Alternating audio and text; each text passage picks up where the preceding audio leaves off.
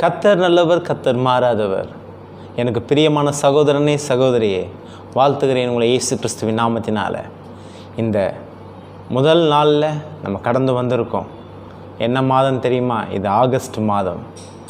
இந்த 7 மாதங்களும் தேவன் நம்மை கண்ணின் மணி போல பாதுகாத்திருக்கிறார். ஒரு நாளும் நம்மை தேவன் கைவிடுவதில்லை. கர்த்தர் நல்லவர், அவர் கிருபை என்றும் உள்ளது. தாழ்வி நேர்த்த தேவனை துதியுங்கள், அவர் கிருபை என்றும் உள்ளது. அந்த தேவனை துதிக்கப் போகிறோம், அந்த தேவனை மகிமைப்படுத்த போகிறோம். முதலாவது இந்த ஆராதனை ஜெபித்து நாம் துவங்கலாம். கண்களை மூடுவோமா? மகா பரிசுத்தமும் கிருபை நிறைந்த அன்பின் பரலோக தகப்பனே, நாங்கள் நேசிக்கிறோம் ஆண்டவரே. இந்த நாளை எங்களை காண செய்தபடியினால் தகப்பனே, ஆண்டவரே ஒரு விசையாய் தகப்பனே, எங்கள் உள்ளத்தின் ஆழத்திலிருந்து தகப்பனே ஆண்டவரே நாங்கள் உண்மை வாழ்த்துகிறோம். ஆண்டவரே எத்தனையோ பேர்கள் தகப்பனே ராஜா, ஆண்டவரே எங்களோடு இருந்தவர்கள் இந்த நாளை காணாமல் சென்றிருக்கார்கள் தகப்பனே. ஆனால் தகப்பன், நீர் எங்கள் மீது வைத்த அந்த தயவுக்காக நாங்கள் உங்கள் பாதத்தில் வந்துகிறோம் தகப்பனே. ராஜா, நீ செய்த ஒரு நன்மையும் தகப்பனே நாங்கள் ஒரு நாளும் மறப்பதில்லை ஆண்டவரே. ஒரு நாளும் கைவிடாத தேவன் எங்களை நடத்தி வருகிறீர் ஆண்டவரே. உன் பிரசன்னம் இன்னும் எங்களை தகப்பனே இந்த ஆண்டு முழுவதும் நடத்த கர்த்தர் வல்லவராக இருக்கிறீர் ஆண்டவரே. இந்த மாதம் நிறைய முடியும் வரை தகப்பனே உன் பிரசன்னம் எங்களோடு இருக்க வேண்டும் செபிக்கிறேன் ராஜா. இதை பார்த்து கொண்டிருக்க ஒவ்வொரு பிள்ளையும் கர்த்தர் ஆசீர்வதிங்க, பலப்படுத்துங்க ஆண்டவரே. மீதியான அனைத்து காரியத்தையும் பொறுப்பெடுத்து வழி நடத்துங்க. மீ பிரேஸ்மன் செபிக்கிறேன் எங்கள் ஜீவனுள்ள நல்ல தகப்பனே. ஆமேன், ஆமேன். முதலாவது நம்ம ஒரு பாடலை பாடி இந்த ஆராதனையை நாம் ஆரம்பிக்கலாம். எல்லோருக்கும் தெரிந்த பாடல் தான். எந்த அன்புள்ள ஆண்டவர் இயேசுவே, நான் இந்த நாமத்தை போற்றிடுவேன். சேர்ந்து பாடுவோமா? ஆமென், ஹல்லேலூயா. இருக்கிற இடங்களை கைகளை தட்டி பாடுவோமா?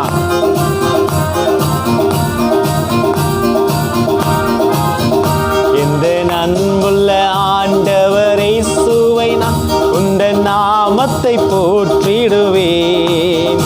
எந்த அன்புள்ள ஆண்டவர் இயேசுவை, நான் உந்த நாமத்தை போற்றிடுவேன். உம்மை போல் ஒரு தேவனை பூமியில் அறிந்திட உயிர் தந்த தெய்வம் நீரே. உம்மை போல் ஒரு தேவனை பூமியில் அறிந்திட உயிர் தந்த தெய்வம் நீரே. ஆனந்தம் ஆனந்தமே, அல்லும் பகலிலும் பாடிடுவேன். ஆனந்தம் ஆனந்தமே, அல்லும் பகலிலும் பாடிடுவேன். இயேசுவே எந்த நான் ருகிறேன், இயேசுவே எந்த நான் ருகிறேன். பெற்ற தாயும் என் தந்தையும் மாணவரே, மற்றும் எல்லாம் எனக்கு நீரே. பெற்ற தாயும் என் தந்தையும் மாணவரே, மற்றும் எல்லாம் எனக்கு நீரே. வானம் பூமியும் யாவுமே மாறிடிடும், நீர் வாக்கு மாறாதவரே. வானம் பூமியும் யாவுமே மாறிடிடும், நீர் வாக்கு மாறாதவரே. ஆனந்தம் ஆனந்தமே, அல்லும் பகலிலும் பாடிடுவேன். ஆனந்தம் ஆனந்தமே, அல்லும் பகலிலும் பாடிடுவேன். இயேசுவே எந்த நான் ருகிறேன், இயேசுவே எந்த நான் ருகிறேன். உயர் அடைக்கலத்தில் வைத்தரும் தேவனை துதிப்போமா? இன்றைக்கு நீங்களும் நானும் ஒரு உயர்ந்த ஸ்தானத்தில் இருக்கிறோம் என்றால் அது நம் மீது தேவன் வைத்த அளவில்லா பாசம்தான், அது அளவில்லா தயவினால் மாத்திரம்தான். இன்னைக்கு நீங்களும் நானும் உயர் அடைக்கலத்துல தேவன் நம்மளை வைத்திருக்கிறார்.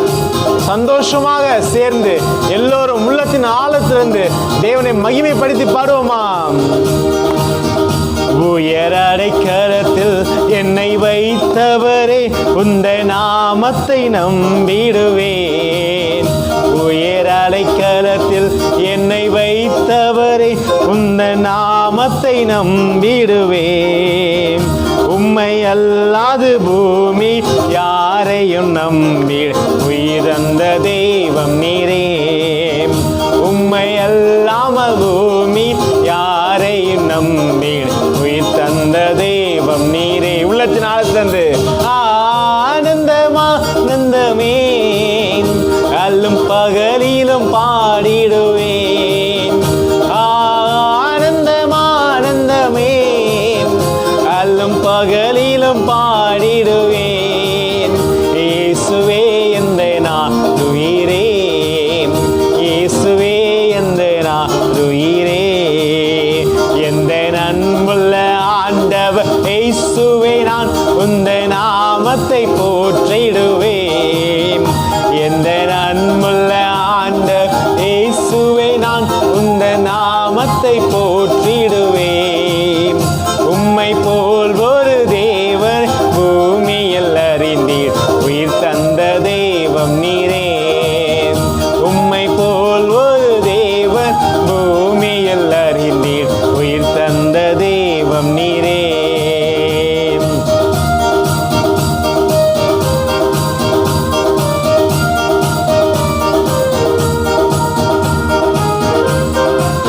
ஆம், பொன் வெள்ளியமும் பேர் புகழும் என்னதான் ஆனாலும் என் தேவனின் அன்பை விட்டு என்னை பிரிக்க முடியாது என்று நமக்குள்ளே ஒரு உடன்படிக்கை செய்வோமா? கர்த்தர் இன்றைக்கு அந்த உடன்படிக்கை கர்த்தர் அங்கீகரிக்க அவர் வல்லவராய் இருக்கிறார். இந்த உலகத்துல நீங்களும் நானும் சம்பாதிக்கிற பெரிய சொத்து என்ன என்று தெரியுங்களா? பொண்ணோ வெள்ளியோ கிடையாது. தேவனுடைய அன்பு பாசத்தை தான் நாம் சொத்தாக சம்பாதித்துக் கொண்டு இருக்கிறோம். சேர்ந்து பாடுவோமா? உள்ளத்தின் ஆழத்திலிருந்து மகிழ்ந்து ஆண்டவரே நீரே எனக்கு சொந்தம் என்று சொல்லி பாடுவோமா? ஆமென். பொன் வெள்ளியும் பெரும் பேர் புகழும் பண ஆஸ்தியும் வீணல்லவோ. பொன் வெள்ளியும் பெரும் பேர் புகழும் பண ஆஸ்தியும் வீணல்லவோ. பரலோகத்தின் செல்வம் என்னருளே இயேசுவே போதும் எனக்கு நீரே. பரலோகத்தின் செல்வமே என் அருளே இயேசுவே போதும் எனக்கு நீரே.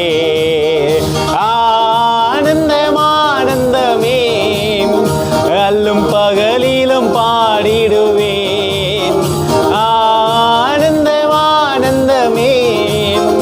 அல்லும் பகலிலும் பாடிடுவேன். இயேசுவே எந்த நாளுயிரே, இயேசுவே எந்த நாளுயிரே.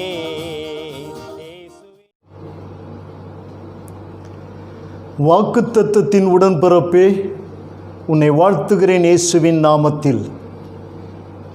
இந்த புதிய மாதத்தில் வலைவலி மூலமாக உங்களை சந்திக்கிறதில் மகிழ்ச்சி அடைகின்றேன். கடந்த 7 மாதமும் நம்மை கரம்பிடித்து நடத்தின கர்த்தர் இந்த 8வது மாதத்திலும் நம்மோடு கூட வந்து நிற்கிறார். 8 ஒரு மீட்பை குறிக்கிற ஒரு எண்ணாக இருக்கிறது. பேழையில் 8 பேர் ஒரு குடும்பத்தைச் சேர்ந்தவர்கள் மீட்கப்பட்டார்கள். மற்றவர்கள் ஜலத்தில் அழிக்கப்பட்டார்கள். ஆனால் பேழையில் இருந்தவர்கள் காக்கப்பட்டார்கள். இந்த 8வது மாதம் பேழையாய் கிறிஸ்துவுக்குள் நாம் கடந்து வருவோம். கர்த்தர் நம்மை பாதுகாத்துக் கொள்வார். இப்பொழுது ஒரு பாடலை பாடுகிறேன்.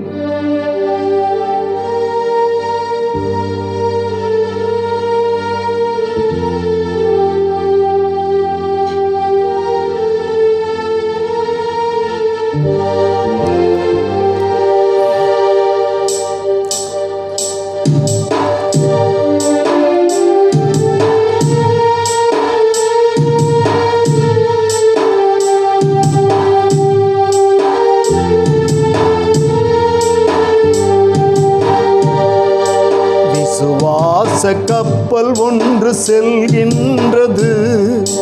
புயல் வந்த போதும் தென்றல் வீசும் போதும் அசைந்தாடி செல்கின்றது. அக்கறை நோக்கி விசுவாச கப்பல் ஒன்று செல்கின்றது. புயல்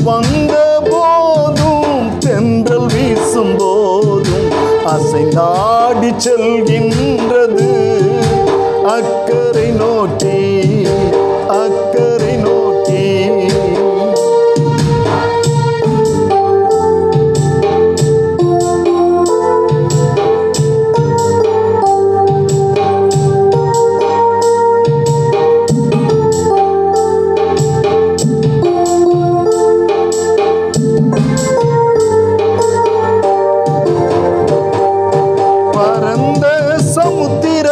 செல்கின்றது. பார சுமையோடு செல்கின்றது. பரந்த சமுத்திரத்தில் செல்கின்றது. பார சுமையோடு செல்கின்றது. பரபரப்போடு செல்கின்றது. பரமன் வாழும் பரம் நோக்கி செல்கின்றது. பரமன் வாழும் பரம் நோக்கி. ஏலேலோ ஏலேலோ ஏலேலோ ஏலேலோ ஏலேலோ ஏலேலோ ஏலேலோ ஏலேலோ ஏலேலோ ஏலேலோ ஏலேலோ ஏலேலோ ஏலேலோ ஏலேலோ ஏலேலோ ஏலேலோ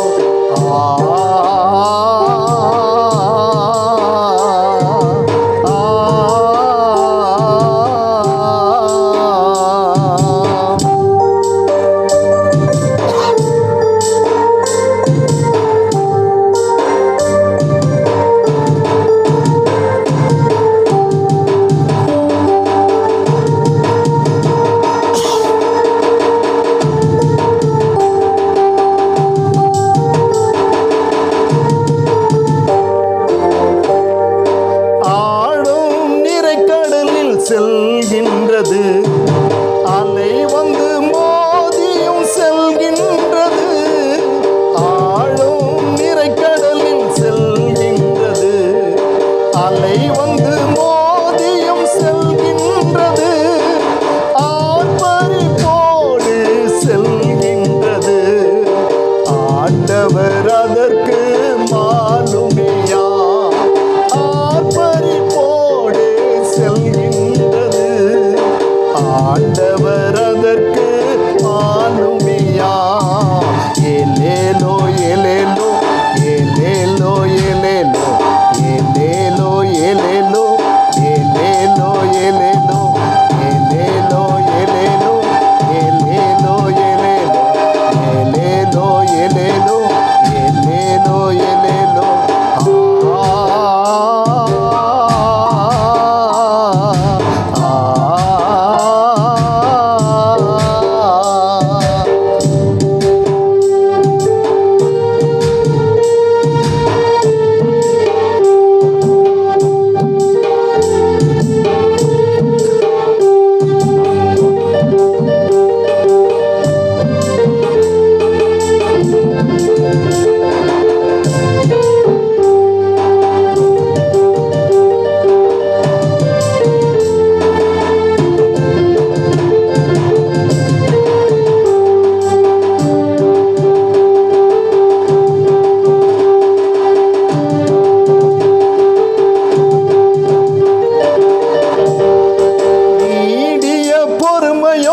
செல்கின்றது. நீண்ட பயணமாக செல்கின்றது. நீடிய பொறுமையோடு செல்கின்றது. நீண்ட பயணமாக செல்கின்றது.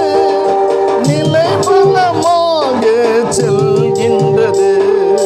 நிரந்தரமான இடத்தை காண நிலைபலமாக செல்கின்றது. நிரந்தரமான இடத்தை காண ஏலேலோ ஏலேலோ ஏலேலோ ஏலேலோ ஏலேலோ ஏலேலோ ஏலேலோ ஏலேலோ ஏலேலோ ஏலேலோ ஏலேலோ ஏலேலோ ஏலேலோ ஏலேலோ. ஆண்டவராகிய இயேசு கிறிஸ்துவின் இனிதான இன்ப நாமத்திலே இந்த புதிய மாதத்திலே கூட கர்த்தர் நம்மை கொண்டு வந்திருக்கிறார். வேதத்திலே நாம் படிக்கின்ற பொழுது சங்கீதம் 86:5 சொல்லுகிறது, உம்மை நோக்கி கூப்பிடுகிற யாவர் மேலும் கிருபை மிகுந்தவராய் இருக்கிறீர் என்று வேதம் சொல்லுகிறது. உலகம் முழுவதும் இன்றைக்கு ஏதோ ஒரு விதத்திலே தேவனை நோக்கி கூப்பிட்டு கொண்டிருக்கிறார். அந்த கிருபையினால் தான் நாம் நிற்கிறோம்.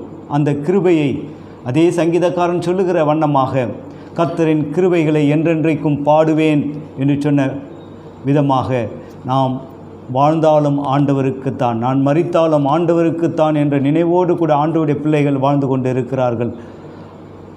அவருடைய கிருபை தான் நம்மை தாங்கி ஏந்தி சுமந்து தப்புவித்து பாதுகாத்து வழிநடத்தி வரக்கூடியதாக இருக்கிறது. அவருடைய கிருபைகளை இப்பொழுது நாம் பாடி துதிப்போம். தேவன் பெரிய காரியங்களை நம்முடைய வாழ்க்கையில் செய்வாராக. Hallelujah, hallelujah. Thank you Jesus, glory to God. உம்மை நன்றியுள்ள இதயத்தோடு துதிக்கிறேன் கர்த்தாவே. உம்முடைய கிருபை இரக்கம் பெரியதாய் இருக்கிறது கர்த்தாவே. அந்த கிருபை அல்லவோ எங்களை இதுவரையிலும் நடத்தி வந்தது கர்த்தாவே. ஹல்லேலூயா. அப்பாவும் கிருபைகளால் என்னை காத்து கொண்டீரே. அப்பாவும் கிருபைகளால் என்னை அணைத்து கொண்டீரே. யாவருமாய் சேர்ந்து பாடி கர்த்தருடைய நாமத்தை மகிமைப்படுத்துவோம். ஹல்லேலூயா. Thank you Jesus.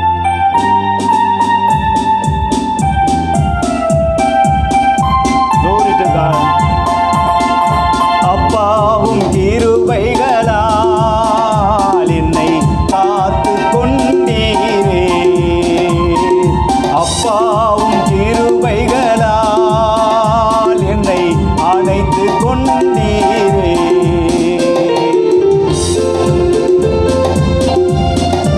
ஆமென். ஒவ்வொரு நாளும் அவருடைய கிருபை நம்மை தாங்குகிறதா இருக்கிறது. தாழ்வில் இருக்கிறவர்களுக்கு கிருபை அளிக்கக்கூடியவராய் இருக்கிறார் என்று வேதம் சொல்லுகிறது. ஹல்லேலூயா. அவ்விதமான தெய்வத்தை நாம் ஆராதித்துக் கொண்டிருக்கிறோம். ஹல்லேலூயா. ஆமென்.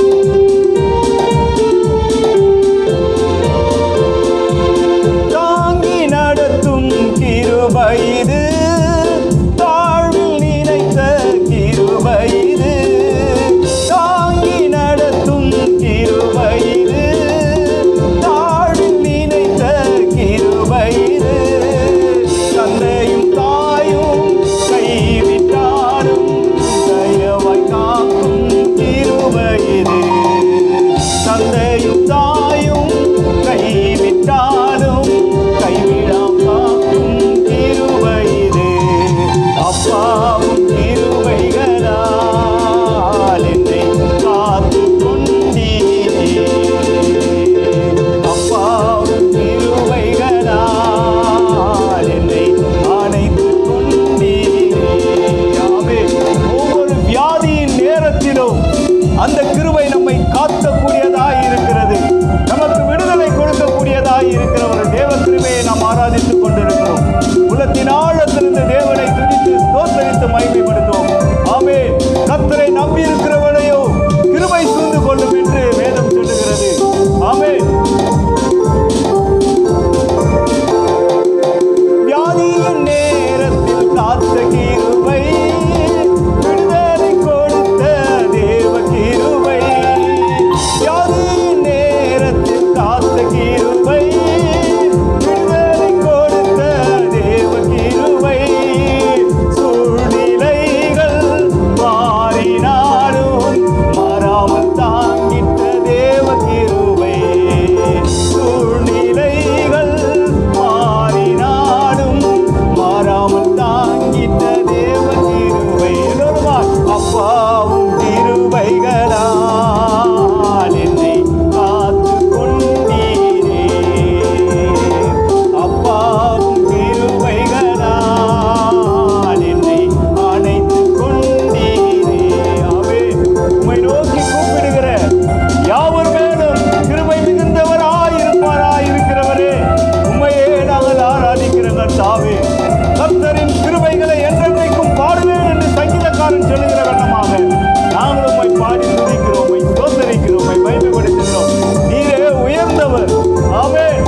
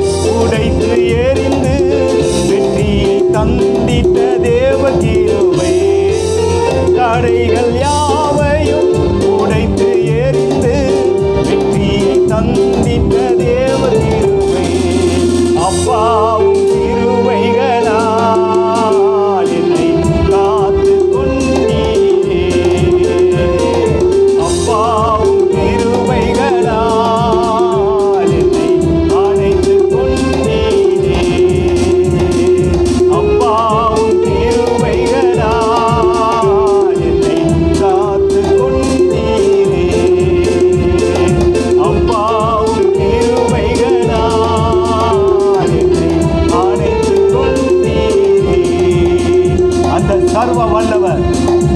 பூமி நிலை மாறினாலும், பூமி தன் பலனை கொடாமற் போனாலும், மலைகள் விலகினாலும் அவர் மாறாதவராயிருந்து நம்மை வழிநடத்த வல்லவராயிருக்கிறார். இந்த புதிய மாதத்திலே அவர் நமக்கு முன் செல்லக்கூடியவராயிருக்கிறார்.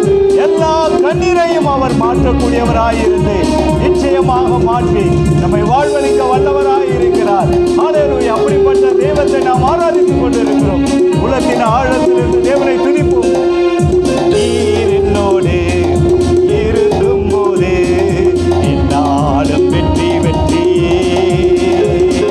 நீர் என்னோடு இருக்கும் போது என்னாலும் வெற்றி வெற்றியே.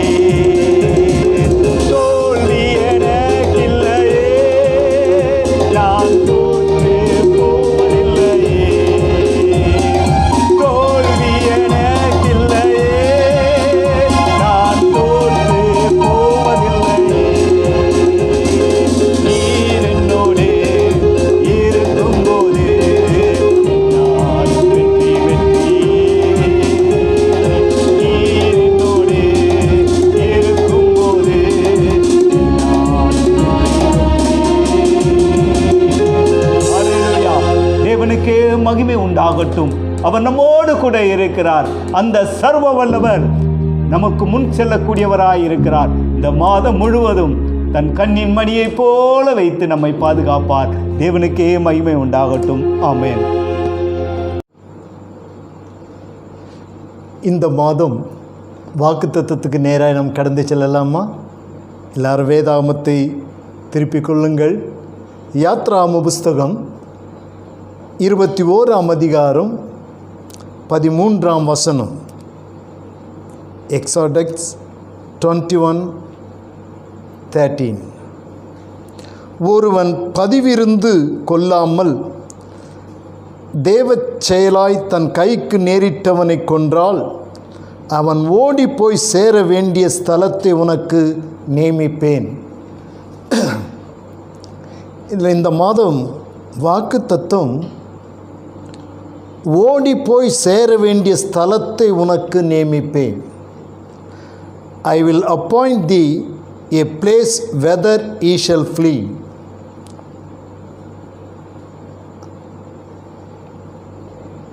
அருமையான தேவஜனமே, விரைந்து ஓடக்கூடிய, தப்பி ஓடக்கூடிய, புகலிடம் தேடி ஓடக்கூடிய ஒரு சூழ்நிலை உருவாகும். எப்பொழுது ஆண்டவர் இஸ்ரவேல் ஜனத்திற்கு அவர்களுக்கு ஒரு 6 அடைக்கல பட்டணங்களை கட்டும்படி மோசேயினிடத்தில் சொன்னார். அந்த நேரத்திலே எவனாகிலும் தெய்வச் செயலாய் கைப்பிசகாய் ஒருவனை கொன்றுவிட்டால் அவன் ஓடி அங்கே சேர்ந்து அந்த அடைக்கல பட்டணத்துக்குள்ளே அவன் போய்விட்டால் அவனுக்கு அங்கே பாதுகாப்பு உண்டு. இந்த மாதம்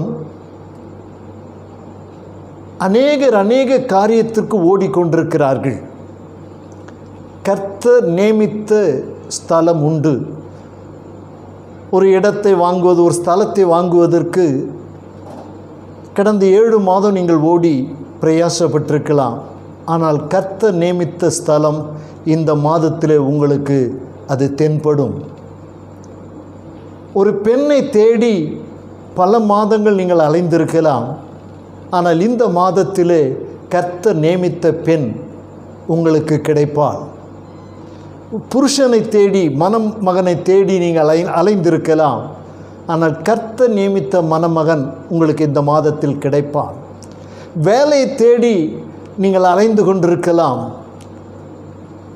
பல இன்டர்வியூ அட்டெண்ட் பண்ணியிருக்கலாம். ஆனால் இந்த மாதத்திலே கர்த்தர் நியமித்த வேலை உங்களுக்கு கிடைக்கும்.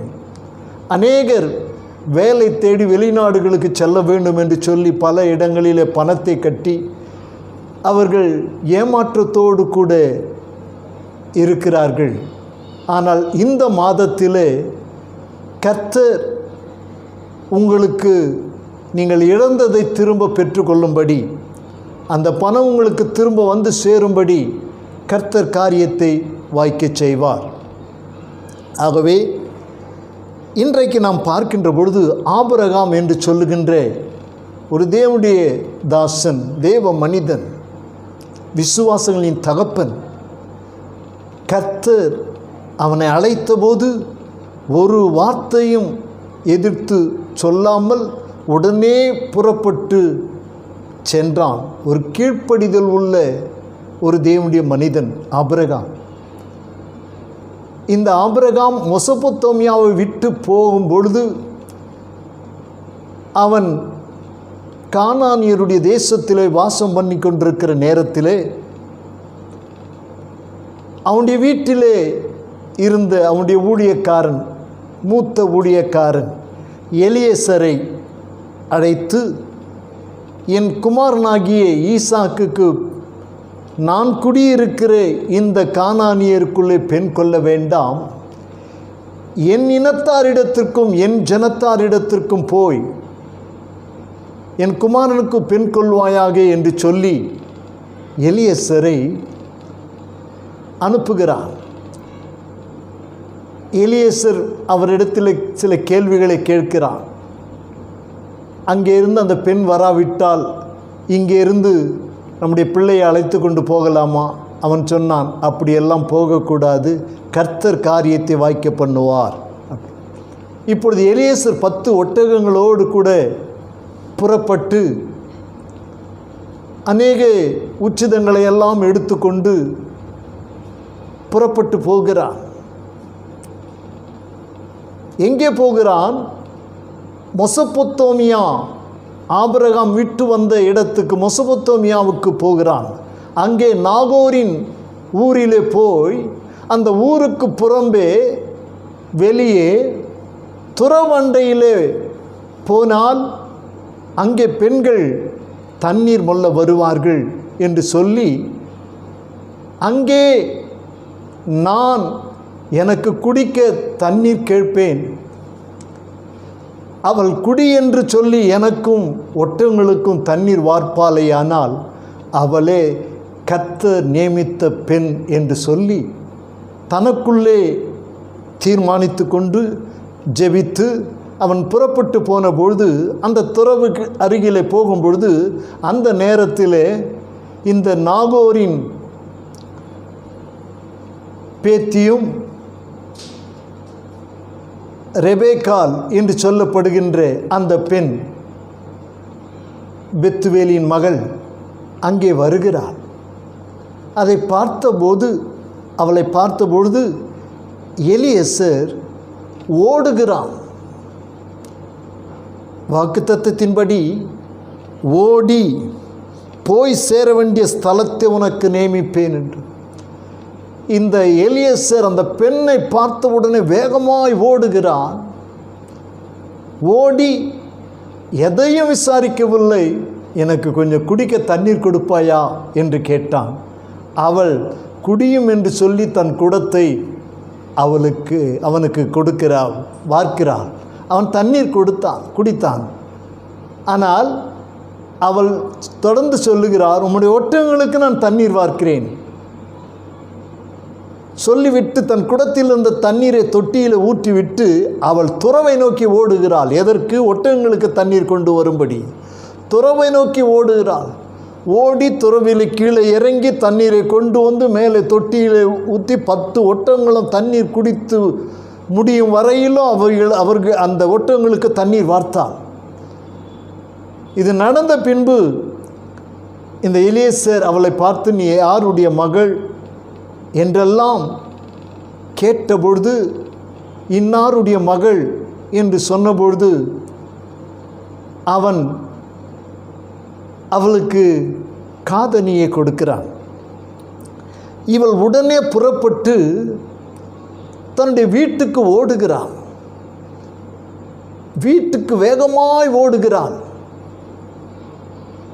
இந்த ரெபேக்காலை பார்த்தவுடனே எலியேசர் ஓடினான். ஏனென்றால் அவனுக்கு விளங்கிவிட்டது கர்த்தர் நியமித்த பெண் இவள்தான் என்று சொல்லி. இப்பொழுது அந்த பெண் துறவையின்றி ஓடி தண்ணீர் வார்த்தது மாத்திரமல்ல, வீட்டை நோக்கி ஓடுகிறாள். ஏன்? வீட்டிலே தனக்கு ஒரு சகோதரன் இருக்கிறான். அவனுடைய பேர் லாபான். அவனிடத்திலே போய் நடந்த காரியத்தை எல்லாம் சொன்ன பொழுது அவன் அந்த மனிதன் எங்கே இருக்கிறார் என்று சொல்லி அவன் புறப்பட்டு ஓடி வருகிறான். அவன் துறவண்டைக்கு ஓடி வருகிறான். தேவனுடைய மனுஷனை நோக்கி ஓடி வருகிறான். ஆகவே எலியேசரின் ஓட்டமும் ரெபேக்காளின் ஓட்டமும் லாபானின் ஓட்டமும் அங்கே காணப்படுகிறது. வேகமாய் துரிதமாய் ஓடுகிறார்கள். ஏன்? தேவன் ஒன்றை நியமித்திருக்கிறார். அந்த தேவன் நியமித்தது அங்கே இருக்கிறது. தேவன் நியமித்த பெண் அங்கே இருக்கிறாள். ஆகவே லாபானுக்கு தன் சகோதரியை குறித்த பாரம் உண்டு. இந்த காரியம் வந்தபொழுது அவன் ஓடினான். தேவனுடைய ஊழியக்காரனை அழைத்து கொண்டு வருகிறான். நீர் ஏன் வெளியே நிற்பானேன், உள்ளே வாரம் என்று சொல்லி அவளை அழைத்து கொண்டு வந்தான். அவருடைய வந்த காரியத்தை இந்த எலியேசர் சொன்னும் முன்னே நான் புசிப்பதில்லை என்று சொல்லிவிட்டார். அப்போது விஷயத்தை எல்லாம் சொன்னார்கள். அந்த குடும்பத்தார் இந்த காரியம் கர்த்தரால் வந்தது என்று சொல்லி ஏற்றுக்கொண்டார்கள். இந்த குடும்பத்தில் உள்ளவர்களுக்கு பல உச்சிதங்களை எல்லாம் கொடுத்தான். ரெபேக்காளுக்கு காதணியை கொடுத்தான். குடும்பத்தில் உள்ளவர்களுக்கு பல உச்சிதங்களை கொடுத்தான். அங்கே காரியங்கள் சுமூகமாய் முடிந்தது. இந்த காரியம் கர்த்தரால் வந்தது என்று குடும்பத்தார் ஏற்றுக்கொண்டார்கள். நாங்கள் நலம் போல ஒன்றும் சொல்லக்கூடாது. இப்பொழுது எலியேசர் நான் புறப்பட வேண்டும் என்று சொன்னபொழுது பெண் ஒரு 10 நாள் இருந்து செல்லலாமே, இருக்கட்டுமே. இல்லை, கர்த்தர் பிரயாணத்தை வாய்க்க பண்ணி இருக்கிறார். பெண்ணை கூப்பிட்டு அவளுடைய வாய்ப்பிறப்பை கேளுங்கள் என்று சொன்னபொழுது அவள் இடத்தில் கேட்டபோது அவள் இப்பொழுதே நான் போகிறேன் என்று சொல்லி அவள் எலியேசரோடு கூட போகிறார். உடனே அவர்கள் ஒட்டகத்தில் ஏறி பிரயாணப்பட்டு விட்டார்கள். வந்து கொண்டிருக்கிறார்கள். வந்து கொண்டிருக்கிற நேரத்திலே இந்த கானானியர் இருக்கிற அந்த ஊருக்கு சமீபமாய் அவர்கள் வரும்பொழுது வெளியிலே ஒரு வாலிபனை பார்க்கிறார். யார் அந்த வாலிபன் என்று கேட்டபொழுது எலியேசர் சொன்னார், அவர்தான் என் எஜமானுடைய குமாரன். உடனே ஒட்டகத்தை விட்டு கீழே இறங்கி முக்காடிட்டு கொண்டாள். பாருங்கள், எவ்வளவு தாழ்மை, எவ்வளவு தாழ்மை. ஒட்டகங்களில் வந்தவர் ஒட்டகத்தின் மேலே இருந்து கொண்டு ஹாய் சொல்லவில்லை. ஒட்டகத்தை விட்டு கீழே இறங்கி முக்காடிட்டு கொண்டாள், தன்னை தாழ்த்தினாள். அவளை ஈசாக்கு அழைத்து கொண்டு தன்னுடைய தாயின் கூடாரத்துக்குள்ளே சென்று துக்கம் நீங்கி, தன் தாயை குறித்த துக்கம் நீங்கி ஆறுதல் அடைந்தானாம். தாய்க்கு பின் ஒரு தாரம் வந்துவிட்டது என்று சொல்லி அவன் ஆறுதல் அடைய ஆரம்பித்தான். ஆகவே கர்த்தர் நியமித்த ஒரு பெண்ணுக்காக எல்லாரும் ஓடுகிறார்கள்.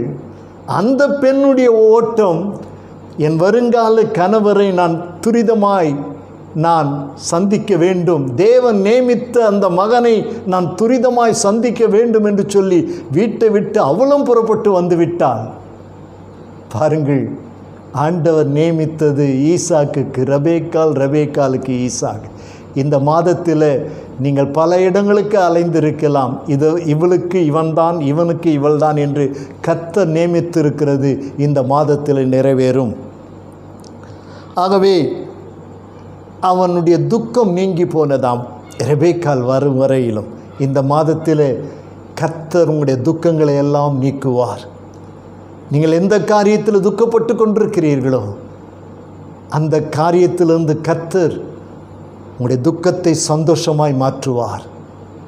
இனி நீங்கள் துக்கப்பட தேவையில்லை. உங்களுடைய துக்க நாட்கள் முடிந்து விட்டது. துக்கப்பட்ட நாட்களுக்கு சரியாய் கர்த்தரும் மகிழ்ச்சியை உங்களுக்கு கட்டளையிடுவார். நீங்கள் ஆறுதல் அடைவீர்கள். காரியங்களை கர்த்தர் வாய்க்க பண்ணுவார். அடுத்து இன்னொரு பெண் ஓடுகிறாள். இங்கே ரெபேக்காளுடைய ஓட்டம் எலியேசரே ஈசாக்கை நோக்கி வந்தது.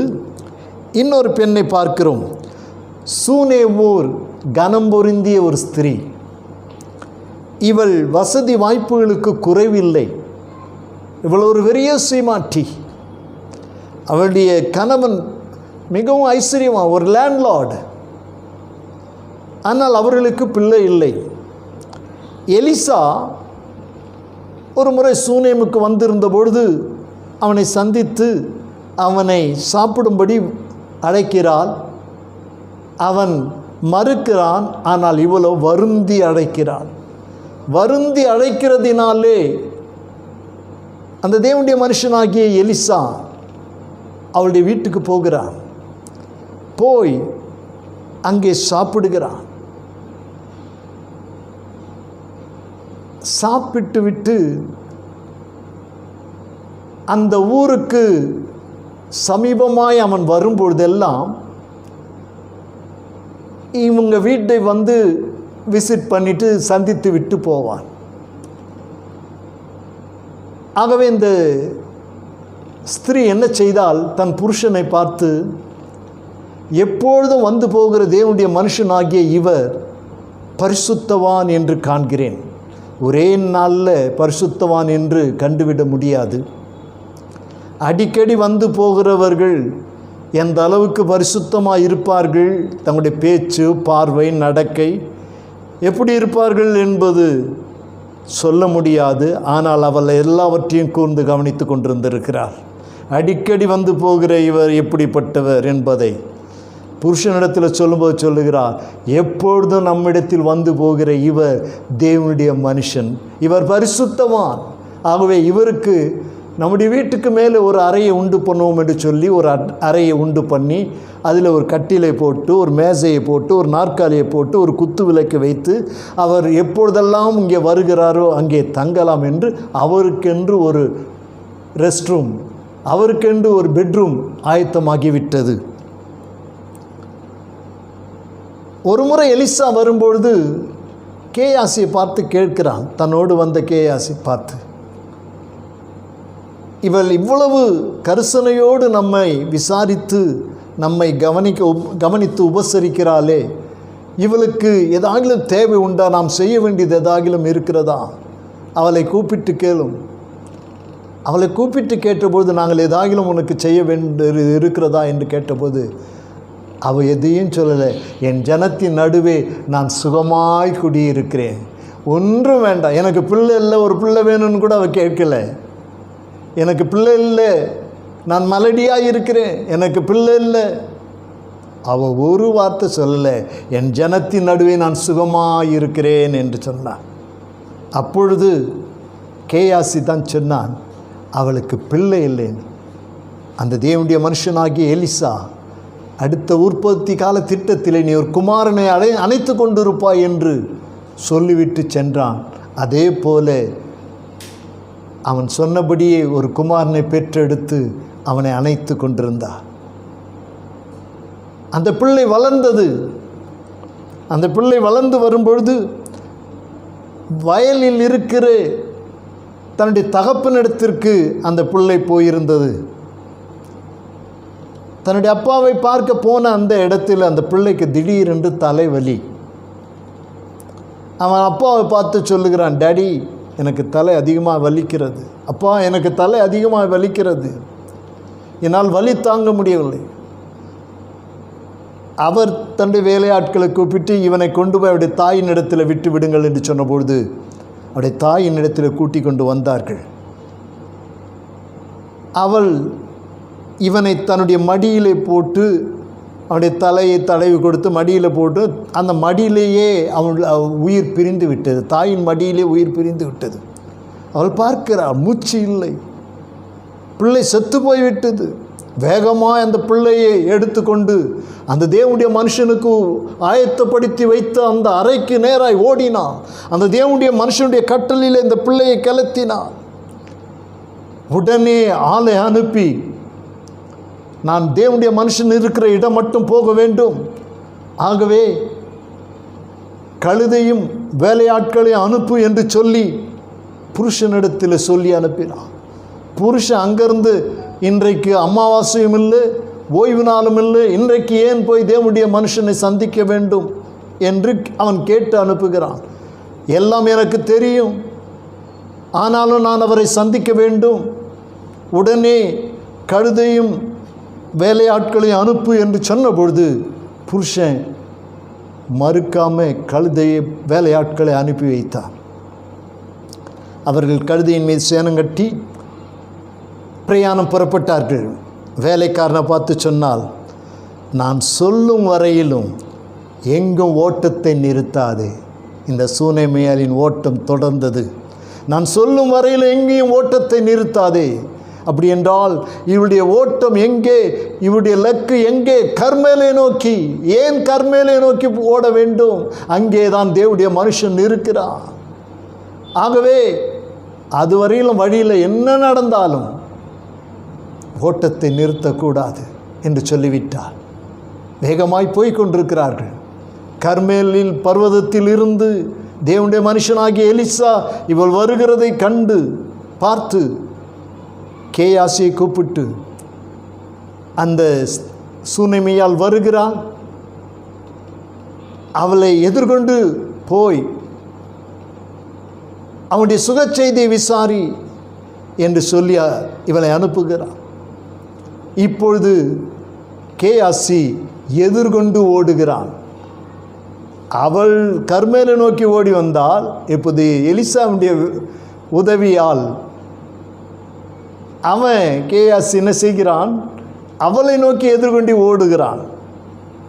ஓடி அவளை சந்தித்து, நல்லா உன் புருஷன் சுகமா, உன் பிள்ளை சுகமா என்று கேட்கபோது அவள் சொன்ன ஒரே வார்த்தை, எல்லாம் சுகம்தான், ஒன்றும் சொல்லலை. அவங்ககிட்ட கூட, ஐயோ என் பிள்ளை செத்து போச்சு. இன்றைக்கு அப்படி விசாரிக்கும்போது கதறி விடுவார்கள், என் பிள்ளை போயிடுச்சு அப்படின்னு சொல்லி. அவங்ககிட்டையும் புருஷங்கட்டையும் சொல்லலை, எதிர்கொண்டு வந்து விசாரித்த கேயாசின் இடத்திலும் சொல்லலை, எல்லாம் சுகம்தான் என்று சொல்லிவிட்டு அந்த தேவனுடைய மனுஷன் இருக்கிற இடத்துக்கு போனான். தேவனுடைய மனுஷன் பார்க்கிறான், அவருடைய ஆத்துமா துக்கத்தினால் நிறைந்திருக்கிறது, தேவன் இதை எனக்கு மறைத்து விட்டார் என்று சொல்லி அவனுடைய பாதத்தை பிடித்து கொண்டார். எனக்கு பிள்ளை வேண்டும் என்று நான் கேட்கவில்லை, ஆனால் உம்முடைய வார்த்தையின்படியே எனக்கு ஒரு பிள்ளை கிடைத்தது. இப்போ அந்த பிள்ளை செத்து கிடக்கிறது. எலிசா கேயாசியை பார்த்து, இந்த கோலை கொண்டு போய் அந்த பிள்ளையின் மேலே வை என்று சொல்லி தன்னுடைய கோலை கொடுத்து அனுப்புகிறான்.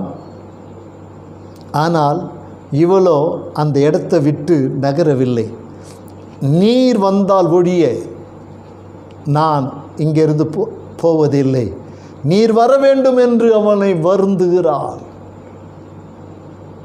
உடனே சரி என்று இந்த தேவனுடைய மனுஷன் புறப்பட்டு போகிறான். அதுக்கு முன்னாடி கேயாசி போய்விட்டான்.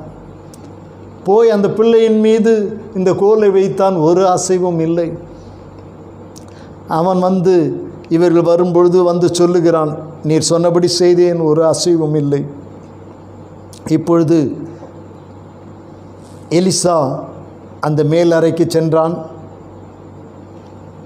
இவர்களை வெளியே அனுப்பிவிட்டு அந்த பிள்ளையின் மீது முகம் குப்புற அந்த பிள்ளையின் மீது விழுந்து படுத்தான். அசைவு ஏதும் இல்லை. ஆனால் பிள்ளைக்கு கொஞ்சம் அனல் உண்டானது. ஒரு அசைவும் இல்லை. இவன் அந்த ரூமிலே அசைய ஆரம்பித்தான். ஆண்டவரை நோக்கி துதித்திருப்பான், ஜெபித்து ஒரு அற்புதம் நடக்க வேண்டும் என்று சொல்லி அவன் ஜெபித்திருக்கலாம். அந்த ரூமிலே இங்கும் அங்குமாய் அசைய ஆரம்பித்தான். பிள்ளை அசையவில்லை, ஆனால் எலிசாவால் நிற்க முடியவில்லை. அசைய ஆரம்பித்தான். இங்கும் அங்குமாய் அசைந்து அசைவாடிக்கொண்டு செல்கிறான், நடந்து செல்லுகிறான். கடைசியாய் மீண்டும் அந்த பிள்ளையின் மீது வந்து முகம் குப்புற மறுபடியும் விழுந்தான். அப்பொழுது அந்த பிள்ளை தும்பிற்று. 7 முறை அந்த பிள்ளை தும்பிட்டான். இன்றைக்கி ஒரு முறை தும்பினாலுமே எல்லாம் ஓடிடுவாங்க. கேட்டால் கொரோனா, யாராயிலும் பக்கத்தில் நிற்கிறோம் தும்பிட்டா போதும் உடனே ஓடுவாங்க, பயப்படுவார்கள். மாஸ்க் போடவில்லை, அவன் தும்புகிறான். கடையில் போய் நின்று அவன் தும்புறான். பயம். அந்த பிள்ளை தும்பி வெடித்து கொண்டது. அந்த பிள்ளை தும்பி விழித்து கொண்ட பொழுது அந்த பிள்ளையை எடுத்து அவனுடைய தாயை அழைத்து அதனிடத்தில் அந்த பிள்ளையை கொடுத்தார். அவன் காலில் விழுந்து அவனுக்கு நன்றி செலுத்தி அவனுடைய காலை பிடித்து பணிந்து கொண்டாள். நீர் தேவனுடைய மனுஷன் என்பதை போல நன்றி செலுத்துகிறாள் காலை பிடித்து. ஆண்டவர் நியமித்த இடத்துக்கு ஓடும்போது அற்புதம் நடக்கும். இவள் வேறெங்கும் ஓடவில்லை, தேவனுடைய மனுஷனை நோக்கி ஓடினாள், தேவனுடைய ஊழியக்காரனை நோக்கி ஓடினாள். அங்கே அற்புதம் நடந்தது. இன்றைக்கு உன்னுடைய ஓட்டம் எங்கே இருக்கிறது? நீ ஓடி அங்கே சேரும் ஒரு ஸ்தலத்தை நான் உனக்காக நியமித்திருக்கிறேன். உனக்கு ஒரு ஊழியக்காரனை கர்த்தர் நியமித்து வைத்திருக்கிறார். உன் ஓட்டம் அந்த ஊழியக்காரனை நோக்கி இருக்கிறதா? இல்லை வேறு எங்கேயாவது பிரச்சனைன்னா வேறு எங்கேயும் ஓடிக்கிட்டு இருக்கியா? இல்லை அந்த ஊழியக்காரனை நோக்கி போய்கொண்டிருக்கிற? உனக்கென்று நியமித்த ஊழியக்காரன் உண்டு. நீ அங்கே சென்றால் மட்டுமே அற்புதம் நடக்கும். அந்த பிள்ளை சுகமானது.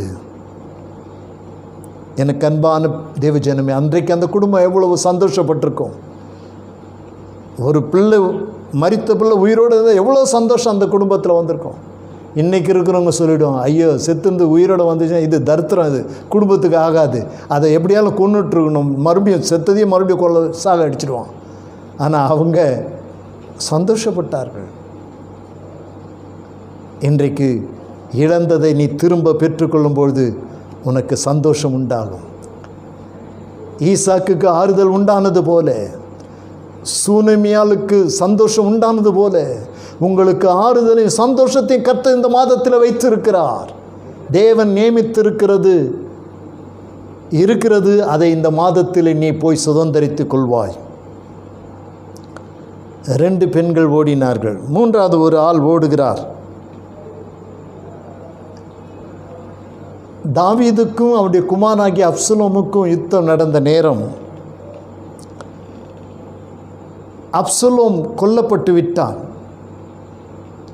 அவன் ஏறி வந்த அந்த கோவேறு கழுதை ஓடி போனது. இவனுடைய தலை கர்வாலி மரத்தில் மாட்டிக்கொண்டது. அதை ஒரு வாலிபன் கண்டு யோவாபிடத்தில் போய் சொல்லுகிறான். யோவாப் வந்து அவனை கொல்லுகிறான். இந்த செய்தியை யோவாப் தாவீதுக்கு சொல்லி அனுப்பும்படி கூஷியை கூப்பிடுகிறான். நீ போய் இந்த செய்தியை சொல்லு என்று. ஆனால் அங்கே இருக்கிற அகிமாஸ், நானும் போகிறேன், நானும் ஓடுகிறேன். கூஷி செய்தியோடு ஓடுகிறான். ஆனால் அந்த அகிமாஸ் ஒரு செய்தியும் இல்லை, ஆனால் நானும் ஓடுகிறேன் என்று சொல்லி ஓடுகிறான். கூஷிக்கு முன்பாக, கூஷிக்கு பிறகு புறப்பட்ட இவன் கூஷிக்கு முன்பாக ஓடி ராஜாவை சந்திக்கிறான். அப்படி என்றால் அவனுடைய ஓட்டம் எவ்வளோ வேகமாக இருந்திருக்குன்னு பாருங்கள். செய்தி இல்லாமல் ஓடுகிறவன் எவ்வளவு வேகமாய் ஓடிக்கொண்டிருக்கிறான். ஓடி ராஜா கேட்கிறான். உடனே இவன் சொல்கிறான், நமக்கு ராஜாவுக்கு நற்செய்தி தான், ஜனங்கள் வெற்றி கண்டார்கள் என. அவன் கேட்டான், பிள்ளையாண்டானுக்கு என்ன நடந்தது, என் குமாரனுக்கு என்ன நடந்தது? அதை இவனால் சொல்ல முடியவில்லை. பெரிய அமளி சத்தம் உண்டானது. ஆனால் பிள்ளையாண்டனுக்கு என்ன நடந்தது தெரியாது. உடனே ராஜா சொன்னான், நீ அங்கே போய் நில், நீ நல்ல செய்தியோடு வருவேன்னு நினச்சேன், ஆனால் செய்தியே இல்லாமல் ஓடி வந்திருக்க, நீ போய் அங்கே நில் அப்படின்னு. அவனுக்கு பிறகு கூஷி வந்தான். கூஷியின் இடத்துல கேட்டபொழுது அவன் சொன்னான், உன்னுடைய சத்துருக்கள் முறியடிக்கப்பட்டார்கள். இவன் கேட்டான், பிள்ளைக்கு என்ன ஆனது, குமாரனுக்கு என்ன ஆனது? அப்பொழுது அவன் சொல்லுகிறான், மகனுக்கு நடந்தது உம்முடைய சத்ருவுக்கு, உமக்கு எதிரே எழும்புகிறவர்களுக்கு நடந்தால் நலமாயிருக்கும் என்று சொன்னபொழுது அவன் புரிந்து கொண்டு அழுது, என் குமாரனே அப்சலோமே என்று அழுது கொண்டே மேலே ஏறி போனான். உனக்கு பதிலாக நான் மரித்திருந்தால் நன்றாயிருக்குமே என்று சொல்லி. இங்கே 2 பேருடைய ஓட்டத்திலே ஒருவன் செய்தியோடு ஓடினான், இன்னொருவன் செய்தி இல்லாமல் ஓடிக்கொண்டான். இன்றைக்கி அநேகர் உலகத்தில் ஓடிக்கிட்டு இருக்காங்க. ஒரு செய்தி இல்லை, ஒரு லக்கு இல்லை, ஒரு கோல் இல்லை, ஏதோ எதற்காக ஓடுறனே தெரியாமல் ஓடிக்கிட்டே வீணாய் ஓடிக்கொண்டே இருக்கிறார்கள். ஆனால் செய்தியோடு ஓடுகிற உனக்கு இந்த மாதத்தில் கர்த்தர் ஒரு பங்கை வைத்திருக்கிறார். கர்த்தர் நியமித்த ஒரு இடத்துக்கு நீ வருகிறபடினாலே கர்த்தர் உன்னை கைவிடுவதில்லை. நற்செய்தியோடு கூட இந்த மாதத்தில் நீ செயல்படு. கர்த்தர் உன்னை ஆசீர்வதிப்பதற்கு தாவீதை விட அவர் உனக்காக காத்திருக்கிறார். தாவீது ராஜாதான், இவர் ராஜாதி ராஜா. உனக்காக அவர் காத்திருக்கிறார். எனக்கு அன்பான தேவனுடைய ஜனமே, இந்த மாதம் ஓடி போய் சேர வேண்டிய ஸ்தலத்தை உனக்கு நியமிப்பேன் என்று சொன்னாரே. இந்த மாதத்தில் எதற்கெல்லாம் நீங்கள் ஓடுகிறீர்கள் என்று வேணும்னா ஒரு பேப்பரில் எழுதி வைத்து கொள்ளுங்கள். நான் இடம் வாங்க ஓடுகிறேன், வீடு கட்ட ஓடுகிறேன், பெண் பார்க்க ஓடுகிறேன், என்ற குடும்பத்தில் பிள்ளைகளுடைய எஜுகேஷனுக்காக ஓடுகிறேன். நீங்கள் எதுக்காக வாகனம் வாங்க ஓடுகிறேன், இதெல்லாம் எழுதி வச்சு கொள்ளுங்கள். வச்சு கையை வச்சு ஜெபம் பண்ணுங்க. ஆண்டவரே, இந்தந்த காரியத்தை நான் ஓடிக்கொண்டிருக்கிறேன். இதில் கர்த்தர் நீர் நியமித்தது எதுவோ அதை இந்த மாதத்தில் நான் சுதந்திரிக்க வேண்டும் என்று சொல்லி நீங்கள் ஜெபியுங்கள். நிச்சயமாய் இந்த மாதத்தில் கர்த்தர் ஒரு அற்புதத்தை செய்வார்.